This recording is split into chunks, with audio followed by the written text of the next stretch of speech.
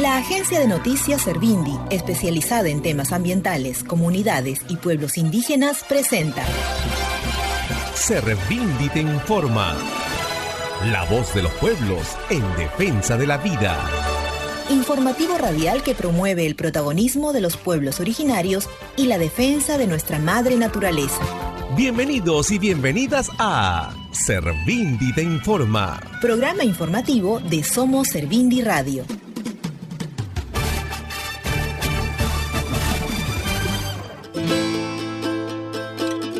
¿Qué tal amigos? ¿Cómo están? Mi nombre es Julio Quispe y junto al equipo de Servindi Radio les damos una cordial bienvenida al programa.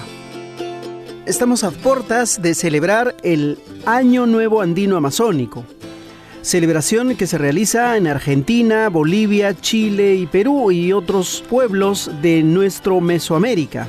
Esta es una celebración cuyo centro es la cultura aymara en el sitio sagrado de Tiwanaku, que está ubicada a 15 kilómetros al sureste del lago Titicaca, en el departamento de La Paz, al oeste de Bolivia.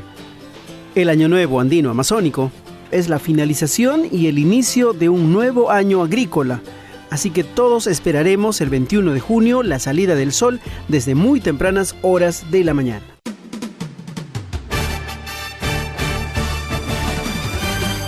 Y bueno, ¿hoy qué tendremos en el programa? Hoy tendremos resumen de noticias, información del día a día de los pueblos indígenas del Perú y el mundo. Asimismo, el segmento Hablan los Pueblos, donde el protagonismo es justamente nuestros líderes indígenas, con reportes desde el lugar donde ocurre la noticia. Hoy tenemos reportes de San Martín, Madre de Dios, Ucayali y Loreto. Mientras que en nuestro segmento Más allá de la noticia, el antropólogo Tomás Moore habla con Jorge Agurto sobre el CERFOR y las implicancias de la salida de su director ejecutivo Alberto González Zúñiga. Y en Cultura Viva nos internaremos en un reporte radial muy bonito sobre el legado de la música afroperuana. Así que suban el volumen de vuestros receptores, que aquí empieza Servindi te informa.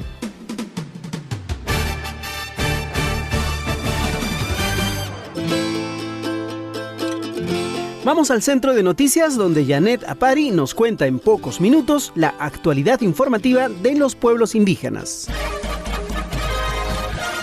La información oportuna es vital para la toma de decisiones Y el empoderamiento de los pueblos y sus organizaciones. A continuación presentamos Resumen de Noticias, con los principales hechos noticiosos del momento.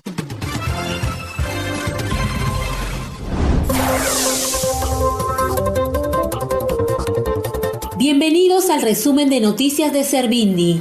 Hoy es miércoles 17 de junio e iniciamos este segmento informando que funcionarios del MEF serán culpables del etnocidio amazónico.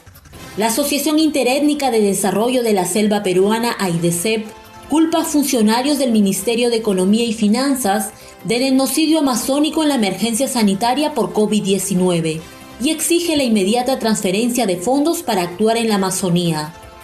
Por medio de una carta dirigida a María Antonieta Alba, ministra de Economía, AIDESEP exige la transferencia inmediata de recursos para el plan de intervención en la Amazonía frente a la emergencia del COVID-19.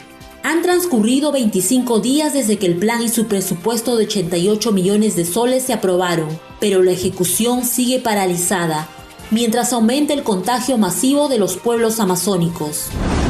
Coronavirus avanza en territorio Achuar. La comunidad Achuar de Pucacuro, en el distrito de Trompeteros en Loreto, reportó la muerte de un poblador de 50 años que resultó positivo al COVID-19, según informó el Observatorio Petrolero Puinamut.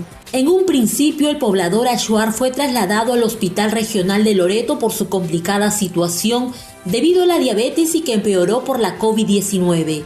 Desde semanas atrás, Emerson Mukushwa, apu de la comunidad, denuncia el abandono en que se encuentra Pucacuro debido a la falta de personal médico, medicinas y oxígeno en su comunidad. Este no es un hecho aislado. Desde fines de abril, la Federación de Comunidades Nativas de la Cuenca del Corrientes, FECONACOR, pide auxilio mediante pronunciamientos, cartas y videos a las autoridades de salud. Nación SEJA pide políticas de prevención frente al COVID-19. Luego del fallecimiento de la primera víctima en el pueblo SEJA, César Augusto Jojajé alertó que el 80% de los 430 pobladores de la comunidad Balma Real estarían con el coronavirus. Jojajé indicó que la artesana SEJA fallecida dio negativo a la primera prueba rápida de descarte, pero falleció el 12 de junio por COVID-19 sin poder ser atendida en su comunidad. El presidente comunal pidió la urgente instalación de un centro de salud en la comunidad para socorrer a la población, pues temen un brote masivo que cause más víctimas fatales. Desborde del COVID en territorio Aguajún. El alcalde de la provincia de Condorcanqui, Héctor Requejo, se declaró en estado de abandono ante la pasividad del Estado, mientras el COVID-19 afecta masivamente a la población Aguajún. La actuación gubernamental es pésima. Decreta el estado de emergencia para prevenir contagios, pero al mismo tiempo saca de sus aislamientos a toda la población para que reciban sus bonos. Ahora no hay control que valga para parar la pandemia, porque toda la población se va contagiando unos a otros, alertó Gili Noash, abogado del pueblo Aguajún. Esto va a ser un desastre si seguimos dependiendo únicamente de los criterios que utiliza el Estado para imponer protocolos que no han dado ningún fruto, señaló Inoash. Pandemia dejaría en pobreza extrema a 83.4 millones de personas en Latinoamérica. La crisis provocada por la pandemia del COVID-19 podría dejar en la pobreza extrema a 83.4 millones de latinoamericanos en el 2020. Así lo advirtieron la Comisión Económica para América Latina y el Caribe, CEPAL, y la Organización de las Naciones Unidas para la Alimentación y la Agricultura, FAO. La situación implicaría el alza significativa en los niveles de hambre por la dificultad de los pobres extremos para acceder a los alimentos, señalaron ambos organismos al presentar un informe conjunto. Luego de 7 años de lento crecimiento, la economía de la región sufriría un desplome de su Producto Bruto Interno de 5.3%, la mayor caída en 100 años. Se elevan los impactos de COVID-19 en los pueblos indígenas de la Amazonía. A la fecha hay 8.733 casos confirmados de COVID-19, 696 fallecidos de 127 pueblos indígenas de la Panamazonía. La pandemia registra un aumento de 1.737 casos y 67 fallecidos, indica el último boletín semanal de la Coordinadora de las Organizaciones Indígenas de la Cuenca Amazónica COICA y la Red Eclesial Panamazónica REPAN. El Perú presenta el mayor número de fallecidos indígenas, 349, por COVID-19, superando incluso a Brasil. Los pueblos afectados en el territorio del Perú son Macés, Chipibo-Conibo, Aguajún, Guampís, Urarina, Cocama, Ticuna, Quichuas, Achuar, Xagüi y Yine. De esta manera, concluimos este segmento noticioso. Resumen de noticias. Los invitamos al siguiente bloque.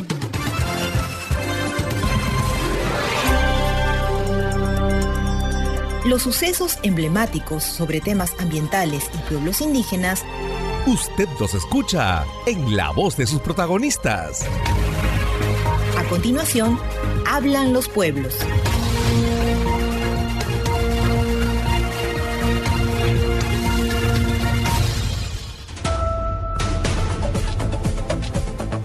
Enseguida vamos a recorrer la Amazonía peruana para conocer qué está pasando en cada localidad. Primero vamos hasta el departamento de San Martín. Allá se encuentra Pancho Tanques, vicepresidente de la Federación Regional Indígena Aguajún del Alto Mayo, FERIAM, que está ubicada en las provincias de Rioja y Moyobamba del departamento de San Martín. Adelante, hermano Pancho Tanques. Acá, hasta el momento, el coronavirus no está afectando a la comunidad de acá del Alto Mayo. Solamente tenemos en el distrito de Aguajún hay 5 casos que son mestizas y también indígenas, ¿no? Que han salido positivos, nos ha dicho, ¿no? Positivo, ¿no? Es en el distrito de Aguajún. No, o sea, hablando acá en Aguajún del Alto Mayo, todavía no hay indígena que esté afectados, ¿no? Infectados con coronavirus, pero de todas maneras nos han dado a conocer que hay 2 familias que están afectados, pero falta concretizar, ¿no? Si están afectados o no, pero de todas maneras sí nos han comentado que hay 2 casos indígenas aquí en Alto Mayo. Mira, en tema de salud, hermano, no se está viendo la presencia de los médicos en las comunidades nativas. Quiero precisar acá, por ejemplo, acá en las comunidades nativas tenemos postas médicas, por ejemplo, tenemos en El Dorado, es una comunidad nativa Dorado, tenemos en Chimpiyaco, tenemos en San Rafael, tenemos en Morroyaco y también tenemos en Huascayaco. En esas postas médicas no está implementado el medicamento para prevenir en caso llegaría la coronavirus en las comunidades nativas. No hay dotación de mascarillas, alcohol, jabón que están dando, no hay nada en ese aspecto. Y en otras comunidades, ¿no?, donde no tienen posta médica, tampoco nos está previniendo. La solicitud como federación que estamos haciendo es de que se crearía botiquines comunales en cada una de las comunidades nativas con medicamentos que supuestamente están dando a conocer con qué se debe tratar, no para no enfermarse y por último morir, ¿no? Entonces, esas cosas no se está implementando en las comunidades nativas. De las pruebas rápidas, la federación solicitó a la posta, al hospital de Aguajún, ¿no?, de Rioja, que se haga la prueba rápida. Ni eso tampoco no hay. ¿Pero qué pasaría que llegue pandemia de coronavirus a esas comunidades? Sería pues en la desgracia que pueda suceder. Entonces nosotros, como parte de la federación, estamos solicitando al gobierno regional, a la municipalidad, como repito, que se implemente con botiquines comunales y que se prevengan con medicinas, que es bueno para el coronavirus, no para prevenir. Pero eso todavía no hay ni un apoyo sobre ese aspecto. Claro que es una buena iniciativa. Los botiquines comunitarios, dotados con medicamentos, puede salvar la vida de muchos hermanos, sobre todo de aquellos pueblos más alejados de nuestra amplia Amazonía.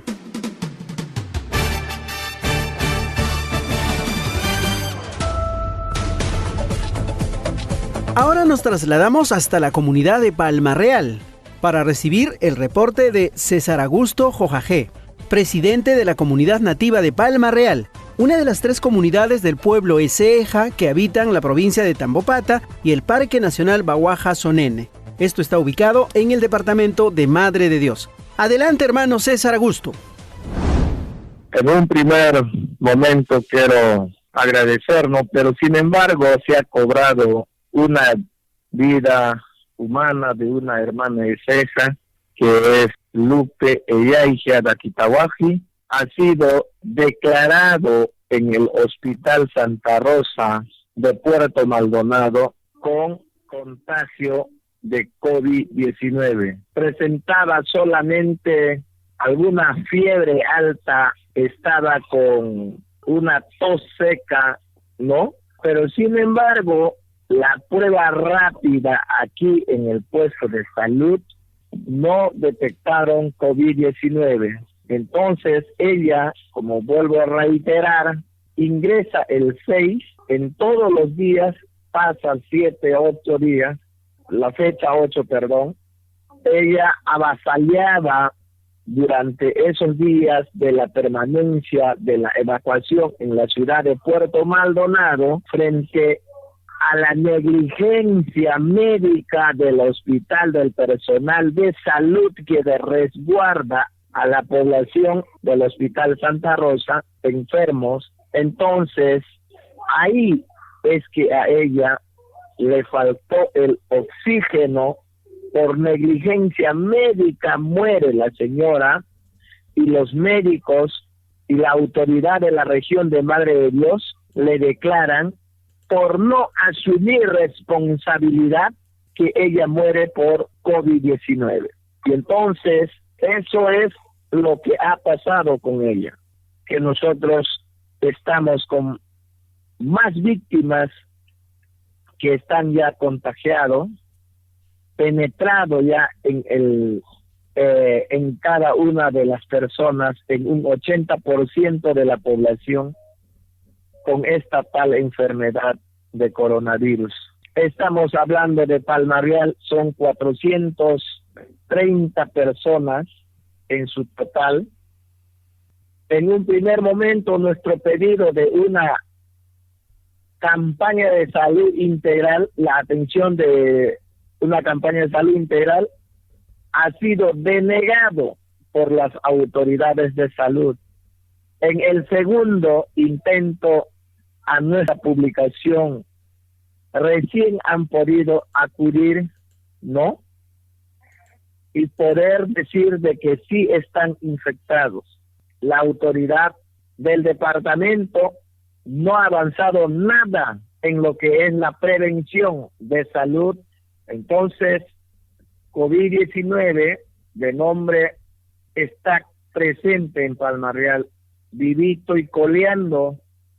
Es por ello hemos solicitado nosotros de que se nos instale un hospital temporal en la comunidad nativa de Palma-Real para poder mitigar y proteger al pueblo Ecija de Sonene y de Palma-Real como un centro piloto de salud para la prevención de salud, porque en realidad en esta semana probablemente salgan más personas infectadas. Hacemos eco del pedido del líder indígena, quien pide instalar urgente un hospital temporal en la comunidad nativa de Palma-Real, porque los hermanos indígenas decidieron no acudir al nosocomio de Puerto Maldonado, donde, como todos ya sabemos, los hospitales están colapsados y al tope de su capacidad de atención.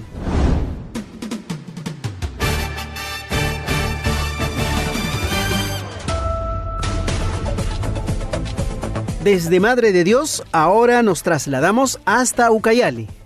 Allí está ubicado Jaminson Pablo Otto, comunicador indígena de la Red de Comunicadores Indígenas del Perú, RedCIP, quien informa desde Cepagua, distrito alejado de la provincia de Atalaya y departamento de Ucayali.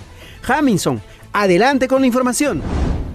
Gracias por el pase. Aquí las informaciones. Pueblos indígenas en contacto inicial a puertas del contagio masivo del COVID-19. A pesar de que por sus ríos se transporta la logística del proyecto hidrocarburífero más importante del Perú, como es el proyecto Camisea, Cepagua es uno de los distritos más alejados y con menos recursos de la provincia de Atalaya en el departamento de Ucayali. Cepagua abriga pueblos indígenas como nahuas, machiguengas, yaminahuas, yine y yamahuacas, situación que lo pone en ojos del mundo como uno de los pocos distritos que alberga pueblos indígenas en contacto inicial como son los nahuas. Hoy 17 de junio, el médico principal de la microrred de Cepagua, Luis Adauto Chuquillanqui, dio a conocer a un medio local que en Cepagua se tiene 102 casos confirmados del COVID-19, situación que pone en vilo la subsistencia de muchos pueblos indígenas amazónicos. Cepagua no cuenta con el insumo, tecnología ni la infraestructura necesaria para hacerle frente a esta pandemia que amenaza con desaparecer pueblos indígenas protegidos por el Estado y tratados internacionales. Desde Cepagua informó Jaminson Pablo para Servindi Radio. Hasta luego. Efectivamente, Cepagua, donde habitan pueblos indígenas nahua, machiguenga, yaminahua, yine y amahuaca, corren el riesgo de ser contagiados. El SOS debe ser atendido sin demora.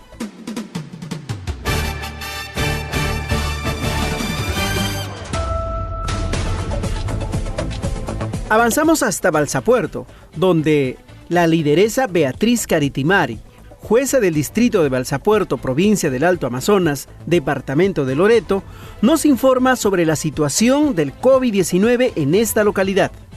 Hermana Beatriz, la estamos escuchando. Agradecerle por el reporte y así de la misma manera informar lo que está sucediendo en la población Chawi del distrito de Balsapuerto. Recién estamos empezando en el contagio. No, nuestro hospital es pequeño, no tendríamos cabida y tendríamos que tener el COVID complicado.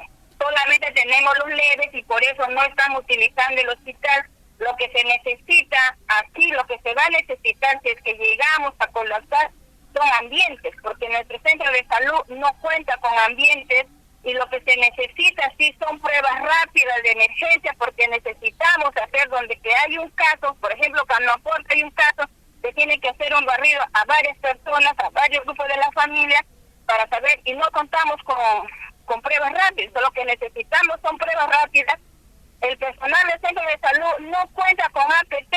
Lo que el ministerio le da, ellos, lo que es descartable, ellos le lavan y lo reusan, le ponen energía varios días, le solean y lo vuelven a reusar, porque si ellos utilizarían uno en cada enfermo y tienen que desecharse, quedarían sin APP. Las últimas autoridades con quien tenemos comunicación, lo que está pasando en Balsapuerto, los únicos que tenemos solamente es con la red de salud de Alto Amazonas, Yurimagua, jefe de la red de salud, pero con el Ministerio de Cultura, quien tiene que estar velando en qué pueblo ya hay contagiados, cuánto hay, cómo van. No está el Ministerio de Cultura, ni llaman, ni preguntan, y parece que ni les interesa. Hasta ahorita el Ministerio de Cultura no se está comunicando con el pueblo de Balsapuerto, con el distrito de Balsapuerto, ni con las autoridades, ni siquiera llaman ni preguntan. Por eso estamos nosotros aquí, ni al Comando Col, para saber cómo va el pueblo indígena. Este es un pueblo indígena que vive, que tiene sus vivas, toda su cultura, su costumbre. El único pueblo indígena a nivel de Alto Amazonas que tiene su cultura viva. Entonces el Ministerio de Cultura tiene que estar presente aquí.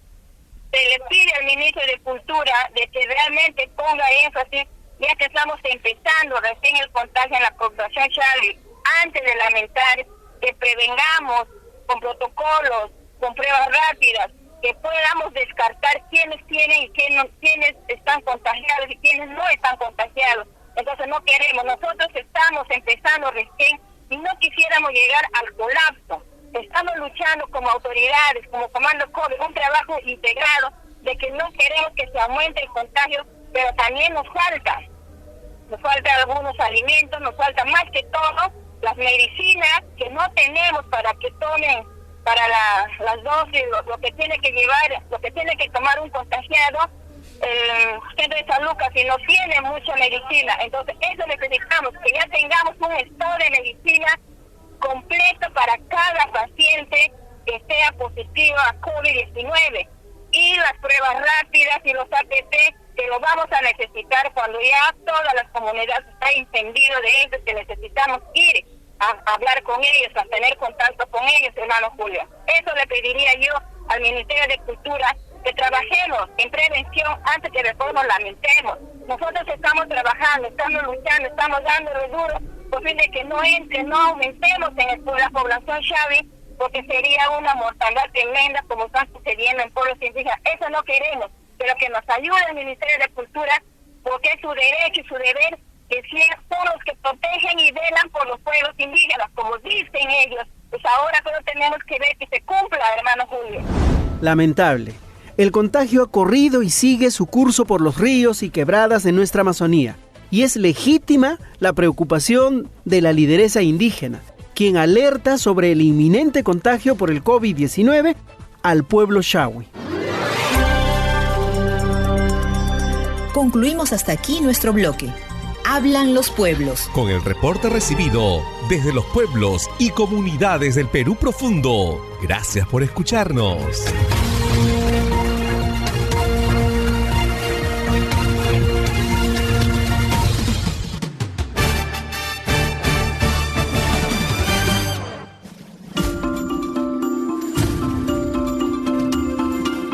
¿Qué hay detrás de los hechos que hacen noticia?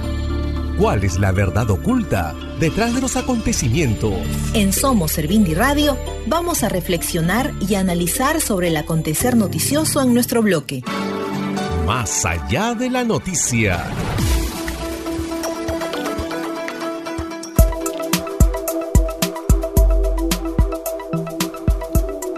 En nuestro bloque central, esta vez tenemos la presencia de Tomás Moore, connotado antropólogo quien dialoga con nuestro director de Servindi, Jorge Agurto Aguilar. Adelante, Jorge Agurto.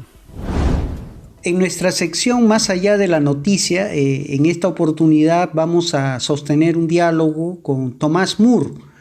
Él es un antropólogo norteamericano que tiene mucho tiempo de residencia en el Perú. Es un gran conocedor de la realidad amazónica y de los pueblos indígenas y es integrante del Consejo de Sabios Mayores del Consorcio Global TICA, que es una red internacional sobre los territorios y áreas conservadas por pueblos indígenas y comunidades locales, ¿no?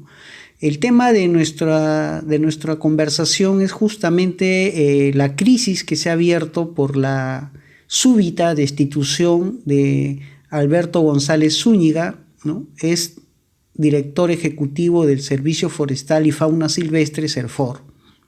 Damos paso pues a nuestro diálogo con Tomás Moore. Bueno, la primera pregunta es ¿cuál es tu apreciación general sobre la decisión del gobierno de sacar del cargo al señor Alberto González Zúñiga como director ejecutivo del SERFOR, en un momento en que justamente él había anunciado avances en el tema de la trazabilidad de la madera y se estaba pues empezando a hacer una serie de acciones, ¿no?, estratégicas orientadas al control, ¿no?, desde el origen del comercio ilegal de madera, ¿no? ¿Te parece oportuna, buen momento, justificable esa decisión? De ninguna manera. Más aún es incorrecta y posiblemente ilegal, no sé, porque se supone que fue designado por 5 años por el Consejo de SERFOR y no han convocado al Consejo de SERFOR para tomar decisión alguna, sino lo han tratado como si fuera personal de confianza del Ministerio de Agricultura. Que no era la intención en ningún momento de que SERFOR fuera, que es una entidad técnica, fuera dirigido por una persona de confianza del ministro o la viceministra. Además del problema es cierto que hay avances, no lo suficiente, pero hay avances en la trazabilidad de la madera. Eso tengo de varias fuentes. Incluso hoy he conversado con con diferentes personas y tengo fuentes que me convencen que sí hay avances en la trazabilidad de la madera. El otro problema de fondo es que justo cuando había propuestas de aprovechar la emergencia de salud para eliminar los controles o los obstáculos al cambio de uso de las tierras para facilitar el acceso de las empresas de palma aceitera y esas cosas que normalmente no procedería. Yo veo eso como el contexto. ¿Tú crees que, dado el contexto peruano que tú conoces muy bien y como un observador independiente, ¿no? ¿Crees que puedan existir intereses a favor del comercio de la madera detrás de esta decisión y que habrían sorprendido a las autoridades que han firmado la resolución? En este caso, el ministro Jorge Montenegro y el presidente Vizcarra. Yo estoy convencido de que fue sorprendido el presidente Vizcarra. No conozco los vínculos del ministro, y no voy a avalarlo ni cuestionarlo hasta saber más, pero sí estoy convencido de que hay intereses vinculados a los delitos ambientales que han capturado algunos espacios dentro del gobierno. Ahora, yo no puedo afirmar cómo funciona eso, porque no conozco los detalles. Pero esa gente tiene su poder en algunas instancias del Ejecutivo, en el Congreso y en los gobiernos regionales. No todos, pero tiene espacio. Y creo que esos espacios se están aprovechando. El señor González Zúñiga menciona que la gota que derramó el vaso para su salida fue su oposición a una propuesta de reglamento de cambio de uso del suelo que había elaborado el Minagri y que en su opinión iba a favorecer la deforestación a favor de la actividad agrícola. ¿Tú tienes conocimiento de esta propuesta o sabes si esto es algo una tendencia en el Minagri? Información interna no manejo. Yo leí la respuesta del señor González Zúñiga y esa es la única fuente de información que tengo al respecto. No puedo afirmar más porque no manejo la información. ¿Crees que el CERFOR debería estar en el sector agricultura o debería estar en un sector distinto? Porque otra de las quejas que tiene el señor González es que está en un sector inadecuado, ¿no? Porque el Ministerio de Agricultura tiene que promover la agricultura mientras él está trabajando para la defensa de los bosques, ¿no? Entonces, él opina que el CERFOR debería no depender del sector agricultura. ¿Tú tienes una opinión al respecto? Esa posición es válida, pero yo creo que se debe reorganizar CERFOR y que CERFOR debe tener la función de administrar los bosques del país. Por otra parte, una concesión forestal no debe tener prioridad y poder bloquear, por ejemplo, la titulación de compañías nativas, cosas por el estilo. Y eso es la situación ahora. Porque una concesión es justamente una concesión, no debe ser propiedad. El error de los gobiernos desde Fujimori en adelante ha sido tratar las concesiones forestales y las concesiones mineras como si fueran propiedad que se puede comprar, vender, hipotecar y todo eso. Pero eso no es la característica apropiada para un derecho de aprovechar en forma productiva un recurso natural que es el Estado. Al menos así lo veo yo. En cuanto a dónde debe ubicarse CERFOR, yo creo que hay diferentes opciones. Por un lado, tiene que ser diferente espacio administrativo que OSINFOR, que ahora está en el presidencia del Consejo de Ministros. Ahora, si fuera en ambiente, podría ser, pero en mi opinión, CERFOR debe limitarse al manejo de bosques hasta el aserradero. CERFOR tiene competencias más allá de eso, que en principio son funciones productivas, como agricultura es productiva, el interés, pero también tiene que ver con la adjudicación de tierras en la agricultura. Lo importante no es tanto dónde se ubica el CERFOR, sino que cumpla su función de asegurar el mejor manejo de los bosques en forma que conserve el recurso y no depreda. Eso veo como el problema de fondo, que hay intereses que quieren sacar el provecho, deforestar masivamente, cambiar de uso para palma aceitera y cacao, entre otras cosas, ejemplo Tamchiaco, y debe haber mayor capacidad de los PEMAS, las fiscalías especializadas en materia ambiental, de intervenir cuando las cosas incorrectas ocurren. Por último, ¿crees tú que a Estados Unidos, que está siempre vigilando a través de USAID, ¿no?, a través de la Dirección de Comercio, y ha estado muy atenta a los compromisos de Perú para cumplir, ¿no?, los compromisos para la trazabilidad de la madera, incluso ha bloqueado algunas exportaciones de algunas empresas que se ha comprobado que tenían madera de origen ilegal?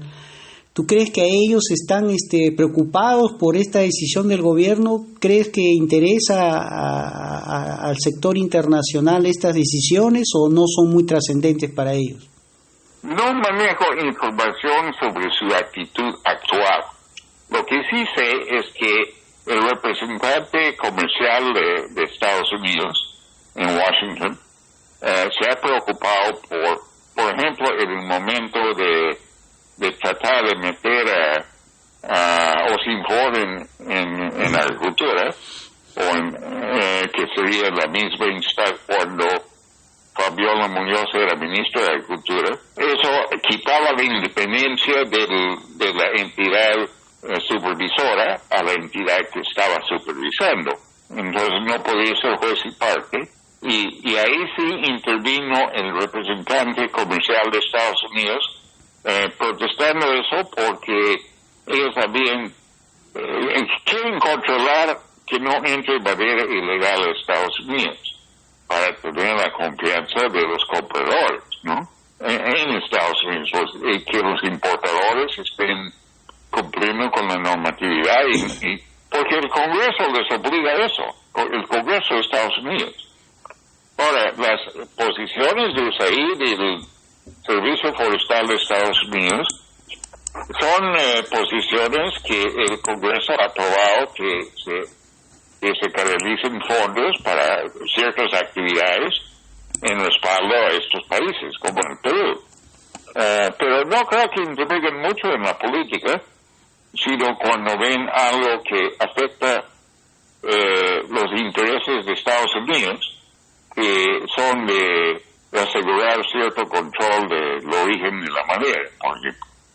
Para finalizar, la última pregunta, ¿cómo piensas tú que debería resolverse este desenlace, ¿no?, este conflicto que se ha generado? Porque la salida ha generado el inmediato rechazo de más de 50 organizaciones de sociedad civil, de algunas organizaciones indígenas. El mismo señor González ha anunciado en una entrevista en Radio Exitosa que va a interponer una acción de amparo porque considera que ha sido injustificada su destitución, mientras que por otro lado hay gente vinculada, ¿no?, a intereses cuestionados, incluso que tienen procesos abiertos desde las direcciones de Ucayali y Loreto, que más bien están avalando entusiastamente su salida, ¿no? Entonces, ¿cuál sería tu recomendación, tus consejos o bajo qué criterios debería resolverse este conflicto?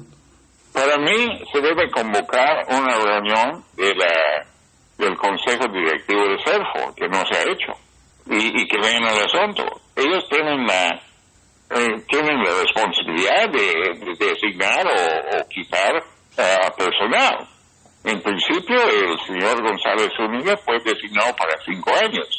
Y en principio, a menos que haya falta muy grave, debe seguir en el cargo durante esos 5 años. Pero quien debe decidir es el Consejo Directivo de CERFO, no el ministro o la viceministra. Muchas gracias, Tomás. Gracias por tus declaraciones. Hasta una nueva oportunidad. Gracias, Jorge. Hasta luego. Hasta aquí el acontecer noticioso analizado en Más allá de la noticia. Volveremos en un próximo episodio similar en nuestro próximo programa.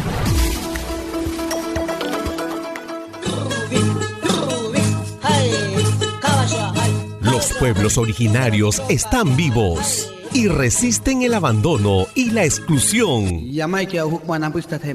Los pueblos cantan, danzan, recitan, crean y llenan de vida el planeta con sus artes, colores y diversidad cultural. Iniciamos nuestro bloque Cultura Viva. Cultura Viva. Bienvenidos.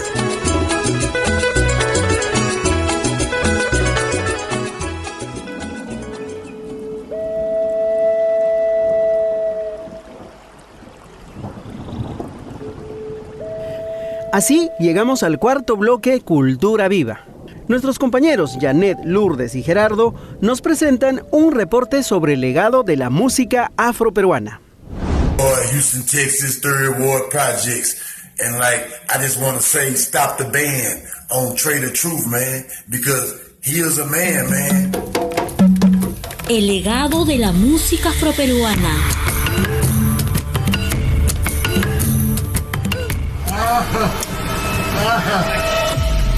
Bro, get up, get in the car, man.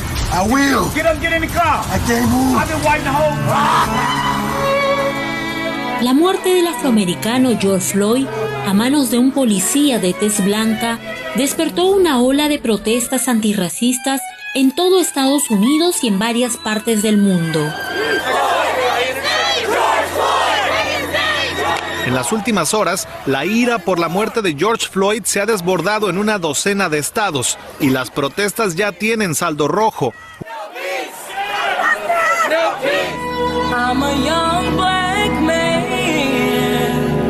Este fue el segundo homenaje a George Floyd, quien tras su muerte ha cambiado el rumbo de este país. Al igual que con el coronavirus, aún no hemos encontrado una cura para el salvajismo policial. Es un momento difícil para todos nosotros. Debemos unirnos y protegernos.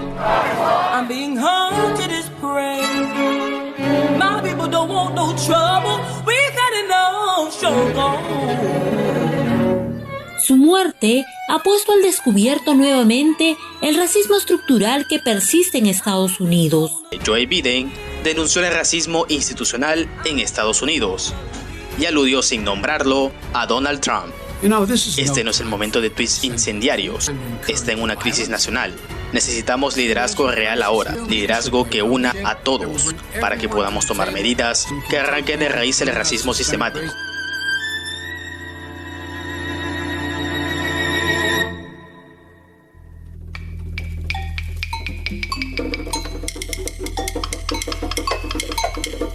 En el Perú, el caso de Floyd coincidió con el inicio del mes de la cultura afroperuana, que se conmemora cada junio en el Perú.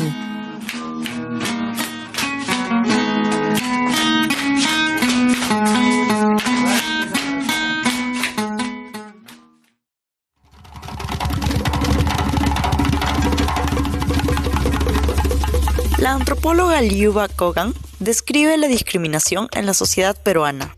Incluso importan a artistas, a modelos de Chile, de Argentina, que son blancos, que tienen otra composición física más europea, más caucásica. Allí también vemos cómo se reproduce este estereotipo de que lo blanco es superior.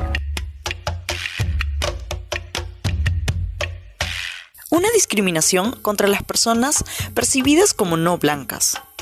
Afroperuanos, la lechera, leche purita casera.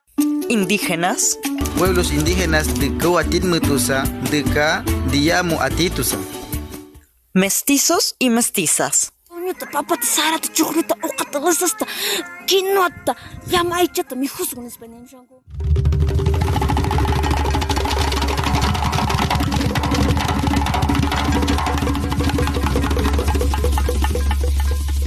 El Día de la Cultura Afroperuana se conmemora el 4 de junio según la Ley 28761, en homenaje al nacimiento de Nicomé de Santa Cruz Gamarra, insigne exponente de la cultura afroperuana.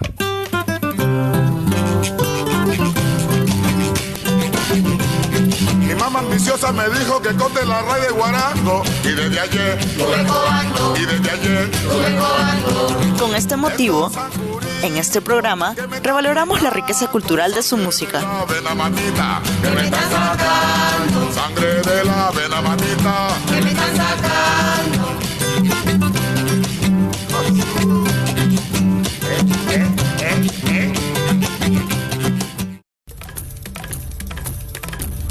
El perdón histórico.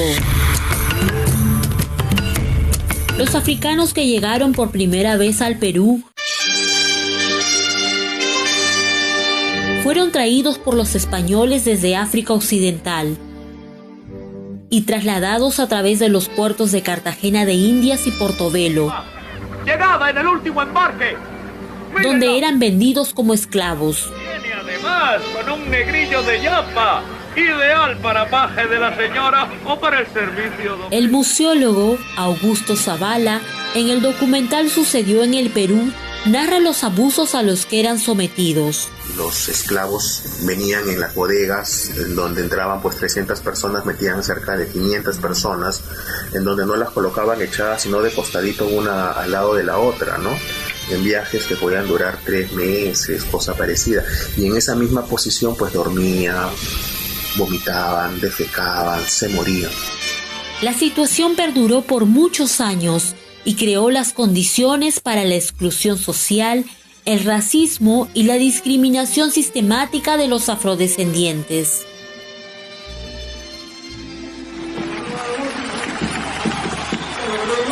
Reciban al libertador de los pueblos del sur. Muchos desconocen la contribución de los afroperuanos en la lucha por la independencia y la construcción de la nación peruana. Es por eso que el Perú, desde este momento, es libre e independiente. Pero nadie sabe que Micaela Bastidas era afrodescendiente. Esa es una pena. Es importante la participación de la mujer en la historia y en las luchas del Perú, pero le han quitado a Micaela Bastidas el color, con lo cual le han quitado la posibilidad a muchos afroperuanos de sentirse orgullosos de que hubo una afro al lado de su marido.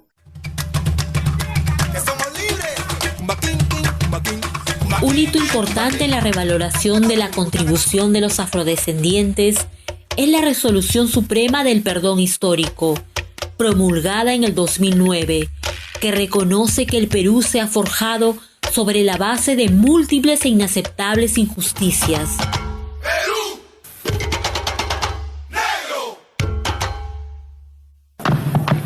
Su legado, música y danza afroperuana.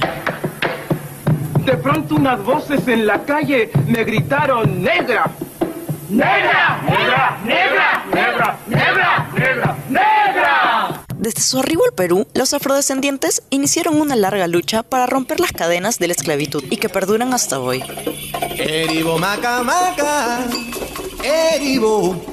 La identidad y la cultura afroperuana se manifiestan en una variedad de expresiones culturales, como la gastronomía, la religiosidad, la ciencia, el arte, la literatura, los deportes, los instrumentos musicales, las danzas y la música. Se llamaba, todo lo cual nos enriquece como país pluricultural. era libre que tenía libertad. La pelona. ¿Cómo has cambiado, pelona? Para acercarnos al origen de la música y las danzas, nos trasladamos hasta una de las cunas del folclore afroperuano, el distrito El Carmen, en Chincha, en la época virreinal. Imitando a tu patrona, has aprendido aún más. Hasta en el modo de andar, ¿cómo has cambiado, pelona? Los negritos de Huánuco, la danza de payas, el alcatraz, el ingá, el tondero, la sama cueca, el zapateo, el son de los diablos, la ombligada, son algunos de los 44 bailes y danzas que registran los investigadores, aunque se calcula que existieron muchas más.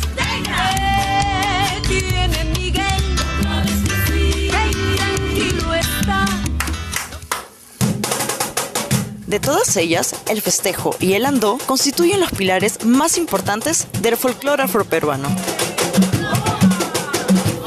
El festejo es la danza más representativa y popular. Fue creada por los africanos traídos al Perú durante el siglo XVII, en San Luis, Lima y El Carmen en Chincha.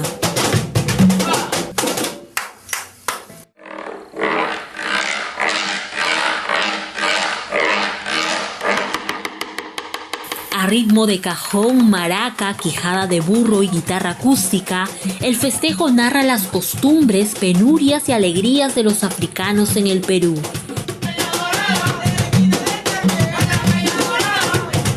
Hoy el festejo es un ritmo erótico festivo y representativo del mestizaje negro peruano, que se mantiene vigente en Lima e Ica. Se baila durante las fiestas populares y reuniones festivas con la vestimenta de los negros esclavos o los trajes del siglo XIX.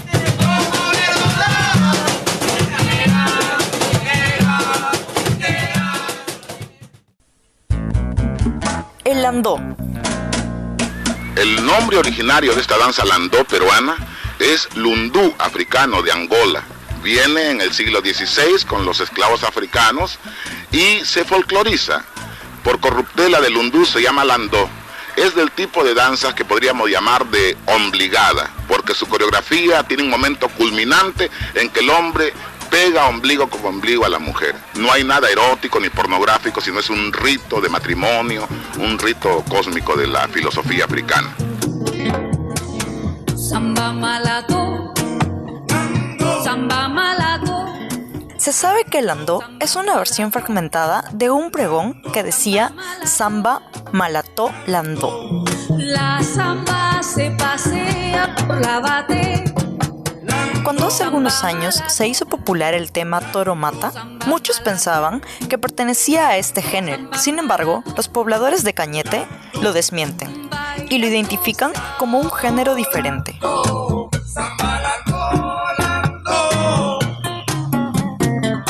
Según el decimista peruano Nicomedes Santa Cruz, en Lima, el landó evoluciona para dar lugar a la zamacueca, que más tarde sería rebautizada como marinera. Morena, mándame que serviré. Ay, ay, ay, yo seré andar, cien esclavos. Ritmos negros del Perú. Los hermanos Santa Cruz. De África llegó mi abuela, vestía con caracoles. La trajeron los españoles en un barco. Victoria y Nicomedes Santa Cruz nacen en el populoso barrio de La Victoria.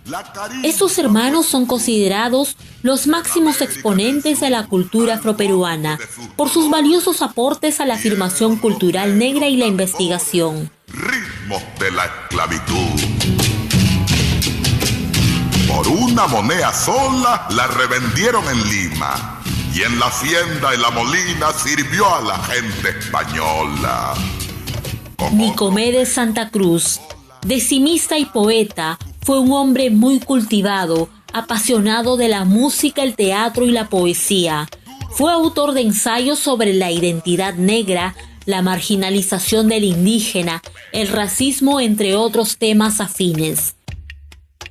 ¿Cómo has cambiado, pelona? Cisco de carbonería, te has vuelto una negra mona con tanta guachafería.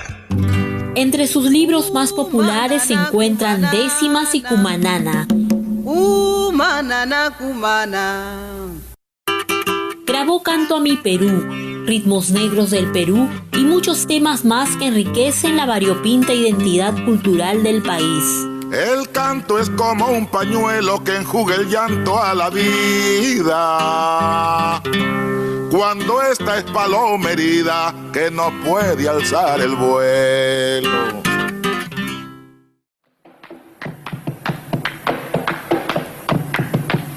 Me alacié el cabello, me polvé la cara y entre mis entrañas siempre resonaba la misma palabra.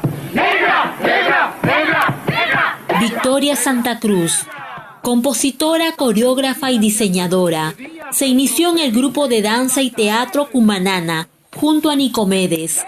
Luego fundaría la compañía Teatros y Danzas Negras del Perú. ¿Y qué? ¡Negra! ¡Sí! ¡Negra soy! ¡Negra! ¡Negra! ¡Negra soy! ¡Negra! Sí. Fue una destacada investigadora de las culturas de raíz africana. No quiero laciar mi cabello. ¡No quiero! Y voy a reírme de aquellos que por evitar, según ellos, que por evitarnos algún sinsabor llaman a los negros gente de color. ¿Y de qué Tiene muchas obras, pero su emblemático poema Me gritaron negra, sobre la discriminación que sufrió cuando tenía 5 años, deja huellas profundas en la memoria de quien lo escucha. ¡Sí, ya tengo la llave! ¡Negro, negro, negro, negro, negro, negro, negro, negro, negro, negro, negro, negro, negro, negro,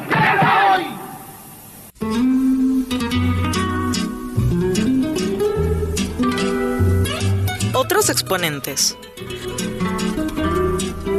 Son numerosos los exponentes de la cultura afroperuana, y existe una enorme deuda en la investigación social de su aporte e impacto en la cultura peruana. No podemos dejar de mencionar a Pancho Fierro, hijo de un criollo español y una esclava negra.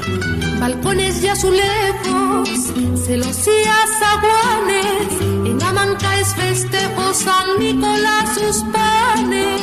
El pintor Pancho Fierro reflejó la vida y las costumbres de la Lima del siglo XIX por medio de sus acuarelas. En su obra se pueden apreciar los instrumentos musicales y danzas afroperuanas que registró en sus acuarelas descriptivas como una fotografía llena de color y sabor. A las 12 el sereno chumbal, Ave María Purísima, viva el Perú y sereno.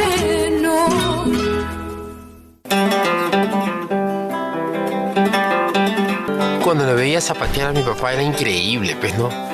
1,90 m. Yo me preguntaba en ese momento, si hace eso, ¿qué habrá hecho cuando era más joven o cuando tenía esa habilidad?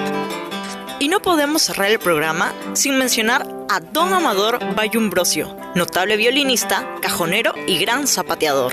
Pues Amador, más que albañil, más que arquitecto graduado en la pobreza, es esa mezcla de danzante y músico que conocemos por zapateador.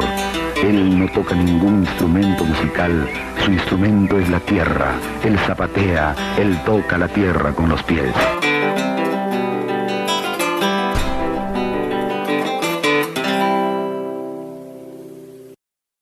Samba malato, samba malato.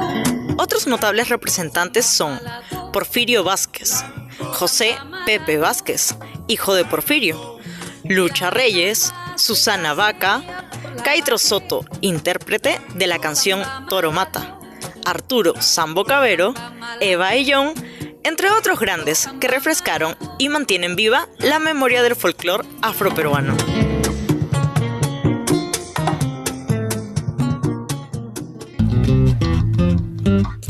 Cultura Viva regresará en una próxima edición. Locutaron para ustedes Janet Apari y Lourdes García.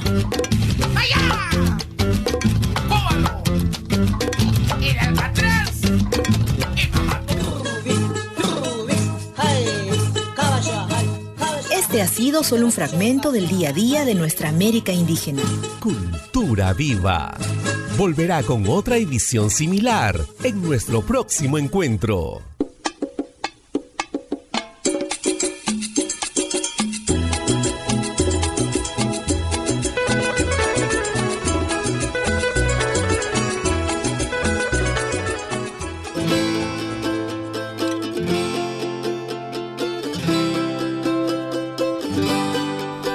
Una vez más, les decimos muchas gracias por vuestra sintonía. A nombre del equipo de trabajo de Servindi, nos despedimos hasta la próxima edición de Servindi Te Informa. Muy gustosos de haberlos acompañado, nos despedimos, siempre ansiosos de recibir vuestros comentarios y sugerencias en nuestras redes sociales y nuestro sitio web www.servindi.org. ¡Hasta la próxima! Hasta aquí hemos presentado Servindi Te Informa. Autorizamos a las radios comunitarias, indígenas y alternativos a reproducir libremente los contenidos de este programa. Todos los derechos están compartidos. Volveremos con más en nuestra siguiente edición. Hasta entonces.